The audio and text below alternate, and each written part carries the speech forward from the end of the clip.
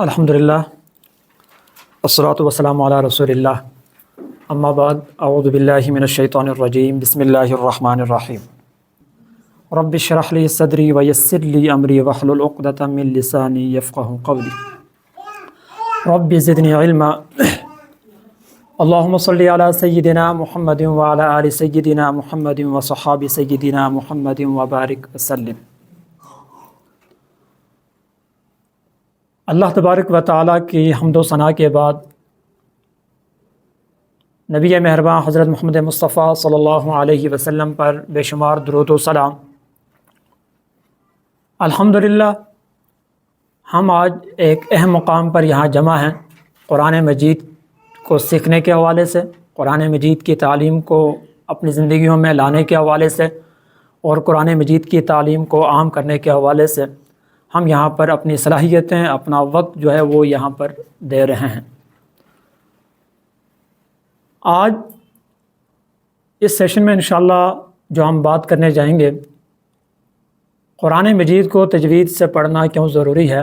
تجوید کے حوالے سے ہم بات کریں تو تجوید کا لفظی جو مطلب ہوتا ہے وہ سنوارنا، خوبصورت بنانا۔ اس کو اگر ہم شرعی اصطلاح میں لے جائیں تو قرآن مجید کو جملہ جو قواعد ہیں ان کو سامنے رکھتے ہوئے قرآن مجید کو پڑھنا تجوید کہلاتا ہے شرعی اصطلاح میں۔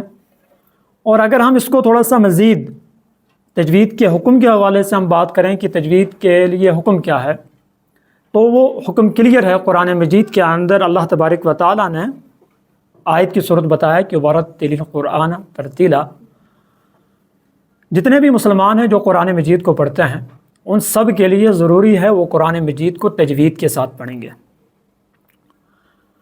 اور یہ ایک ایسا معاملہ ہے کہ اگر ہم تجوید کے ساتھ قرآن مجید کو نہیں پڑھتے ہیں تو قرآن مجید کے جو فوائد ہیں ایک تو ہم اس سے محروم ہو جاتے ہیں، دوسرا اہم کام یہ ہوتا ہے کہ ہم وہ جو عبادت کر رہے ہیں قرآن مجید کو پڑھنے کی صورت میں، وہ عبادت بھی ہماری مکمل نہیں ہو پاتی۔ اس حوالے سے آگے ہم مزید بات کریں گے، لیکن اگر بغیر تجوید کے آپ تلاوت کرتے ہیں تو بے شمار غلطیاں ہوتی ہیں جن کا ہمیں شاید اس طرح احساس نہیں بھی ہوتا، اسے دیکھنے کی تھوڑی ضرورت ہوتی ہے۔ میں آپ کے سامنے اگر ایک دو مثالیں دے دوں، مخارج کے جو حروف ہیں جن کے مخارج ہیں ان کو جب ہم اس کا اہتمام نہیں کرتے ہیں، اس مخارج کے ساتھ ان حروف کو نہیں پڑھتے ہیں تو الفاظ بدل جاتے ہیں، حروف بدل جاتے ہیں، الفاظ بدل جاتے ہیں اور ان کے جو معانی ہیں وہ بھی بدل جاتے ہیں۔ یہ آپ کو بتانے کی کوشش کروں گا کہ اگر ہم قرآن پڑھتے ہوئے حروف کے مخارج کا خیال نہ رکھیں تو حروف جو ہے وہ الفاظ کی صورت بدل جاتے ہیں اور الفاظ کے جو معنی ہے وہ بھی بدل جاتے ہیں۔ ابھی ہم یہاں پر مثال لیتے ہیں سورۃ الفاتحہ کی پہلی آیت ہے کہ الحمدللہ رب العالمین۔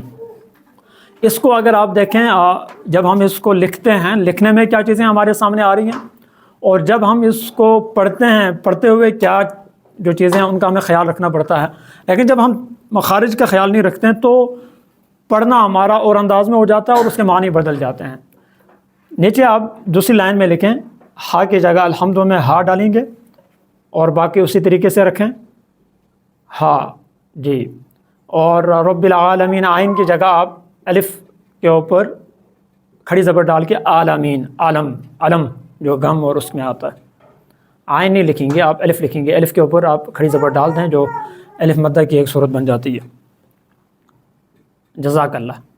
اچھا، اب اس کو تھوڑا سا دیکھنے کی ضرورت ہے، یہاں مارکر دیں مجھے۔ یہاں اگر آپ دیکھیں، ایک ہم نے اس کو دیکھنا ہے اور دوسرا ہم نے یہاں اس کو دیکھنا ہے، یہاں اسے یہ ہا ہے، ٹھیک ہے، دو نقطے والی، اور یہاں تھوڑا سا اس کو دیکھنے کی ضرورت ہے۔ الحمد کا مطلب کیا ہوتا ہے؟ عام آپ پڑھ چکے ہوئے ہیں کہ تمام تعریفیں للہ، اللہ کے لیے ہیں۔ حمد کا مطلب ہوتا ہے تعریفیں۔ اچھا، ہا کی جگہ جب ہا پڑھتے ہیں، اور عموماً اکثر لوگ پڑھتے ہیں ہا کی جگہ ہا پڑھتے ہیں، تو وہ ترجمہ بدل جاتا ہے۔ یہاں اس کا مطلب کیا ہوتا ہے؟ حمد کسے کہتے ہیں؟ کپڑے کے پھٹنے کو۔ عربی زبان میں اگر آپ دیکھیں تو حمد کا مطلب کیا ہوتا ہے؟ کپڑے کا پھٹ جانا۔ اب یہاں اگر آپ دیکھیں الحمدللہ تمام تعریفیں اللہ کے لیے، تو یہاں کیا ہوگا؟ کپڑوں کا پھٹ جانا اللہ کے لیے، نعوذ باللہ۔ اچھا آگے جا کے آپ دیکھیں عالمین، رب العالمین جو تمام جہانوں کا رب ہے، اوپر تو عالم کا مطلب جہاں ہے، جو تمام جہانوں کا رب ہے. تو یہاں عالم آپ نے پڑھا، یعنی آئین کی جگہ آپ نے الف کو اس کے اوپر کھڑی زبر لے کے آئے تو عالم آپ نے پڑھا عالمین. اور اکثر لوگ پڑھتے ہیں آئین کو پراپر طریقے سے وہ ادا نہیں کرتے. تو یہاں کیا ہوتا ہے، عالم کا مطلب ہے غم، دکھ. تو یہاں اگر آپ دیکھیں رب العالمین جو تمام دکھوں کا رب ہے، یہاں غموں کا رب ہے. ٹھیک ہے، تو یہ ایک چھوٹی سی مثال آپ کے سامنے رکھی ہے. اس کو ذرا تھوڑا سا دیکھیں کہ مخارج کا جب ہم خیال نہیں رکھتے تو معانی جو ہے وہ بدل جاتے ہیں. اور یہ ایسی چیزیں ہیں جس کا عموماً تھوڑا سا اس کو ہم لائٹ لینے کی کوشش کرتے ہیں، اور اس میں پھر بہت سارے مسائل کا ہمیں سامنا رہتا ہے. تھوڑا سا اگر ہم ایک تو حروف کے مخارج کے اعتبار سے غلطیاں ہیں، اس میں مزید کئی جگہوں پر آپ دیکھیں گے. اور کئی جگہوں پر ایسا بھی ہوتا ہے کہ صفات حروف جو ہے نا، ان کی جو حروف کی جو صفتیں ہیں وہ بدل جانے سے معنی بدل جاتا ہے یا معنی رہتا ہی نہیں ہے.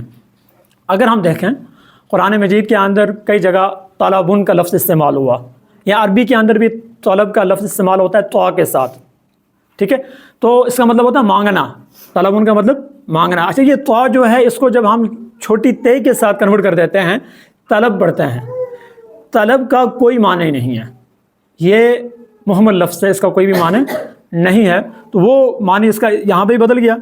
اور اسی طریقے سے اگر آپ دیکھیں کہ سورۃ الفاتحہ کے اندر ہی صراط الذین انعمت علیہم، صراط الذین انعمت علیہم، انعمت کا کیا مطلب ہے، اے اللہ جن پر آپ نے انعام کیا. اب اگر ہم وہاں انعمت کی جگہ انعمت پڑھتے ہیں، نون کے اوپر زبر لگاتے ہیں، وہاں زبر نون کے اوپر نہیں ہے، لیکن اکثر لوگ آپ دیکھیں گے جب وہ سورۃ الفاتحہ کو پڑھتے ہیں تو انعمت کی بجائے وہ انعمت پڑھتے ہیں، تو اس کا معنی بھی بدل جاتا ہے. نعوذ باللہ کیا ہو گیا معنی، اے اللہ جن پر ہم نے انعام کیا. ٹھیک ہے، تو یہ کچھ ایک دو مثالیں جو ہیں وہ میں لے کے آیا آپ کے پاس. میں نے کہا تھوڑا سا ہمیں اندازہ ہو کہ قرآن مجید کو جو ہے نا ہم اگر مخارج کا یا صفات کا یا جو زبر زیر ہیں اعراب ہیں قرآن مجید کے، اس کا اگر ہم شعوری طور پر خیال رکھ کر اس کو نہیں پڑھیں گے تو وہ عبادت ہماری قابل قبول بھی نہیں ہوگی، اور اس قرآن مجید کا امپیکٹ بھی ہماری زندگیوں کے اوپر نہیں آئے گا. یہاں اگر آپ دیکھیں اللہ تبارک و تعالیٰ کے پیارے رسول صلی اللہ علیہ وسلم نے فرمایا کہ بعض لوگوں پر قرآن مجید جو ہے وہ لعنت بھیجتا ہے. نعوذ باللہ، اللہ بچائے ہم سب کو. کہ وہ فرمایا کہ رب تال القرآن والقرآن یلعن، بعض لوگ ایسے ہیں کہ جب وہ تلاوت کرتے ہیں قرآن کی تو قرآن مجید ان کے اوپر لعنت بھیجتا ہے. اس میں کیا ہے کہ قرآن مجید کو جس طریقے سے پڑھنا ہے تو وہ اس طریقے سے ہم نہیں پڑھ رہے ہیں. آپ مثال لے لیجئے کہ اپنی زبان میں ہم نے قرآن کو آج کل پڑھنا شروع کیا ہوا ہے، لوگوں نے پڑھتے ہیں اپنے لہجوں کے ساتھ پڑھتے ہیں. ہمیں انگلش کا لہجہ اسی طرح کا چاہیے، اس کے لیے ہم آئلٹس اور طرح طرح کے جو کورسز ہیں انگلش لینگویجز کے وہ ہم لیں گے، ایسنٹ کو بدلیں گے، لہجے کو بدلیں گے، اس کے اوپر پراپر محنت کریں گے. تو قرآن مجید کے حوالے سے ہم زندگی کے اندر کتنا وقت نکالتے ہیں، اور اس کو صحیح معنوں میں تجوید کے ساتھ پڑھنے پڑھانے کے حوالے سے ہم کتنا ٹائم نکالتے ہیں، شعوری کتنی ہم محنت اس کے اوپر کرتے ہیں، یہ ایک سوالیہ نشان ہے ہم سب کے لیے. اور ایک سروے ہوا قرآن مجید کو تجوید کے ساتھ پڑھنے پڑھانے کے حوالے سے، تو 1% لوگ ایسے نکلیں کہ جو قرآن مجید کو تجوید کے ساتھ پڑھنے کی کوشش کرتے ہیں یا پڑھ رہے ہیں، اور باقی 99% ایسے ہیں کہ جو نہ کوشش کر رہے ہیں نہ وہ اس طریقے سے اس کو پڑھ پا رہے ہیں. اور ایک اور جگہ آپ نے یہ حدیث بھی سنی ہوگی کئی دفعہ کہ بعض لوگوں کے منہ پر نماز مار دی جاتی ہے، وہ نماز پڑھتے ہیں لیکن نماز کیا ان کے منہ پر مار دی جاتی ہے. اب اس حوالے سے یہ خواجہ بختیار کاکی رحمۃ اللہ علیہ ایک بہت بڑے اللہ کے ولی گزرے ہیں، انہوں نے احادیث کے حوالے سے ایک ملفوظات اپنی لکھی، اس میں وہ لکھتے ہیں کہ قرآن نماز جو منہ پہ مار دی جاتی ہے، تو انہوں نے کہا کہ جس طرح آپ دیکھتے ہیں کہ وضو کے لیے شرائطیں ہوتی ہیں، یا نماز کے لیے وضو جو ہے وہ بنیادی ایک شرط ہے، اس کے بغیر نماز نہیں ہوتی، اسی طرح نماز کے اندر قرآن مجید کو درست تجوید کے ساتھ پڑھنا وہ بھی کیا ہے، شرط ہے. جیسے وضو صحیح طریقے سے نہ کرنے سے نماز نہیں ہوتی، اسی طریقے سے قرآن مجید کو صحیح طریقے سے نماز میں نہ پڑھنے سے نماز نہیں ہوتی. تو فرمایا یہ جو نمازیں ہیں جو صحیح تلاوت تجوید کے ساتھ قرآن کو نہیں پڑھا جاتا اس نماز میں، وہ نماز کیا ہوتی ہے، وہ منہ پہ مار دی جاتی ہے. ٹھیک ہے، تو اس کو تھوڑا سا ہمیں دیکھنا ہے کہ اگر ہم تجوید کے ساتھ قرآن کی تلاوت نہیں کرتے ہیں، جہاں ہمارا قرآن پڑھنا قبول نہیں ہوتا، جہاں ہماری نمازیں قبول نہیں ہوتی، وہاں دو مزید اہم چیزیں ہیں کہ جو ہمارے سامنے ہیں کہ وہاں قرآن مجید کو تجوید کے ساتھ نہ پڑھنا اللہ تبارک و تعالیٰ کی توہین ہے۔ اس کو ذرا سمجھنے کی کوشش کریں۔ قرآن کس کا کلام ہے؟ اللہ تبارک و تعالیٰ کا۔ اس کلام کو اگر ہم ٹھیک نہیں پڑھتے ہیں، ہم شعوری طور پر محنت نہیں کرتے ہیں یا وقت نہیں ہوتا، جو کچھ بھی ہے، تو جس طریقے سے ابھی ہم نے مثالیں لے لی 2-4، اللہ تبارک و تعالیٰ فرماتے ہیں کہ الحمدللہ، تمام تعریفیں اللہ کے لیے، لیکن اللہ بچائے ہم سب کو، ہم پڑھ رہے ہیں الحمد، کپڑوں کا پھٹنا اللہ کے لیے، نعوذ باللہ، یہ مذاق ہوا، گویا کہ ہم توہین کر رہے ہیں، ٹھیک ہے؟ تو یہ اللہ کی توہین براہ راست کہیں نہ کہیں ہم کر رہے ہوتے ہیں تجوید کے ساتھ جب ہم قرآن کو نہیں پڑھتے ہیں۔ دوسرا، نبی صلی اللہ علیہ وسلم کی شان میں بھی توہین وہ لوگ کرتے ہیں جو قرآن مجید کو اس تجوید، اس تلفظ کے ساتھ، جیسے اللہ تبارک و تعالیٰ نے حضرت جبرائیل علیہ السلام کے ذریعے نبی صلی اللہ علیہ وسلم پر اس قرآن کو نازل کیا، آپ صلی اللہ علیہ وسلم نے اس قرآن کو ہم تک پہنچایا جس انداز میں، آپ اس انداز میں اگر ہم اس کو نہیں پڑھتے تو یہاں یہ بات بھی بڑی اہم ہے کہ پھر ہمارا کہیں نہ کہیں ہم اس زمرے میں نہ آ جائیں کہ جہاں ہم اللہ تبارک و تعالیٰ کی، نبی صلی اللہ علیہ وسلم کی جو ہے وہ توہین کے مرتکب کہیں نہ کہیں نہ ہوں۔